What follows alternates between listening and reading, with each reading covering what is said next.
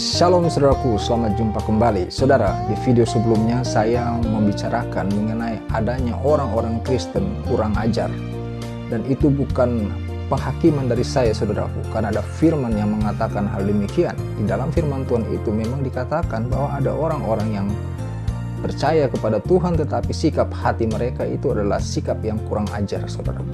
Kurang ajar itu tentu sesuatu yang tidak sopan ya, bersikap seenaknya saudaraku di dalam bertuhan. Nah, kali ini saya ingin mengajak saudara kembali merenungkan satu tema ya, bahwa ternyata juga ada orang-orang Kristen ya yang memperlakukan Tuhannya itu seperti dukun ya. Jadi mereka bertuhan seperti berdukun saudaraku. Apa yang dimaksud dengan bertuhan dengan seperti berdukun ini saudara? Orang-orang yang datang kepada Tuhan atau mereka yang bertuhan ya dengan motivasi hanya untuk memenuhi keinginan hati mereka ya, hanya bertujuan untuk kenyamanan hidup, inilah yang saya sebut sebagai orang-orang yang memperlakukan Tuhan seperti dukun saudara. Saudara perlu tahu bahwa Yesus Kristus itu mati di kayu salib bukan untuk memperbaiki ekonomi kita saudaraku. Dia mati untuk keselamatan kita. Jadi itu sebetulnya tujuan utama saudara bertuhan. Setiap orang membutuhkan harta kekayaan untuk kelangsungan hidupnya di dalam dunia ini. Tetapi saudara juga harus tahu bahwa Allah menyediakan segala sesuatunya itu. Jadi kita jangan terlalu berlebih-lebihan di dalam mengejar harta kekayaan itu. Kenyamanan itu diperlukan oleh orang. Tetapi saudara juga perlu tahu, bukan itu tujuan utamanya.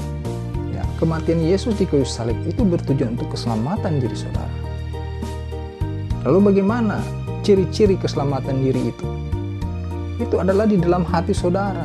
Kalau saudara berjuang ya untuk memperbaiki karakter hidup saudara sehingga menjadi berkenan kepada Allah, selaras dengan firman Tuhan. Nah, saudara sedang berjuang untuk keselamatan saudara itu. Paulus mengingatkan bahwa kita harus mengerjakan keselamatan kita.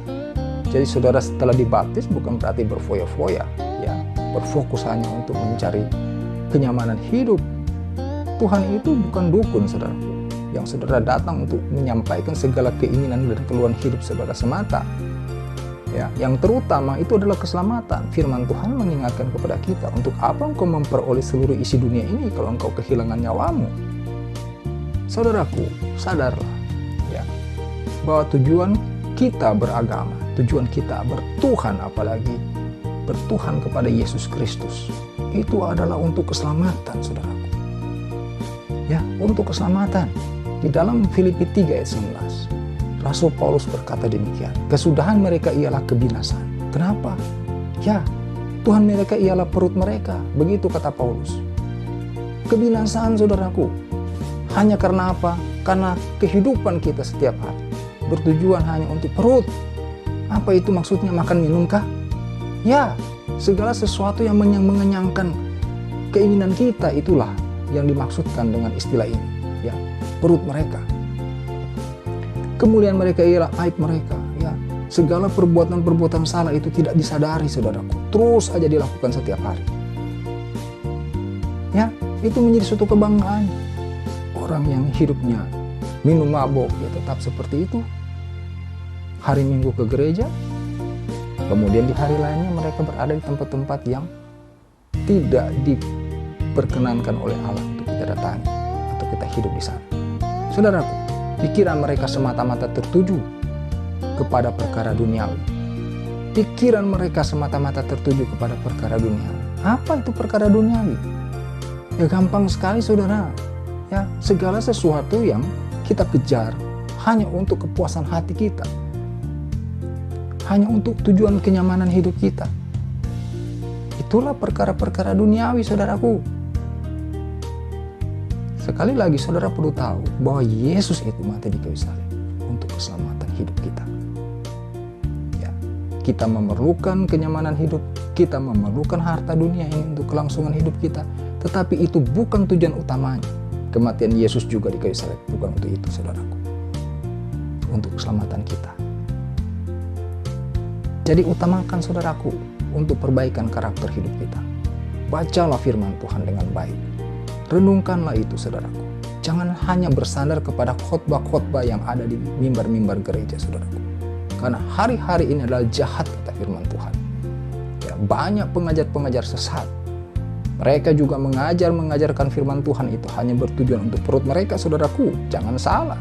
Tidak setiap orang yang berdiri di mimbar gereja itu adalah orang yang bermotivasi baik, berniat baik untuk mengajar saudara kepada kebenaran. Mereka hanya ingin memperkaya diri mereka. Banyak seperti itu, saudara. Oleh karenanya, masing-masing kita diberikan Roh Kudus supaya kita mampu untuk membaca firman Tuhan dan merenungkannya. Kita butuh tuntunan dari orang-orang yang lebih rohani dari kita. Tetapi kita jangan terlalu bergantung kepada orang-orang seperti itu. Diri kita juga harus proaktif membaca sendiri firman Tuhan itu dan meminta kepada Roh Kudus untuk menerangkannya, supaya kita memahami apa yang Tuhan kehendaki dalam hidup kita masing-masing. Saudaraku, kiranya renungan ini menyadarkan kita untuk sungguh-sungguh, saudaraku. Ya, sekali lagi, saudaraku perlu tahu bahwa kematian Yesus di kayu salib itu adalah untuk keselamatan hidup kita. Ya, jadi itu yang menjadi target saudara bertuhan. Itu yang menjadi target saudara menerima Yesus sebagai Tuhan dan Juru Selamat saudara.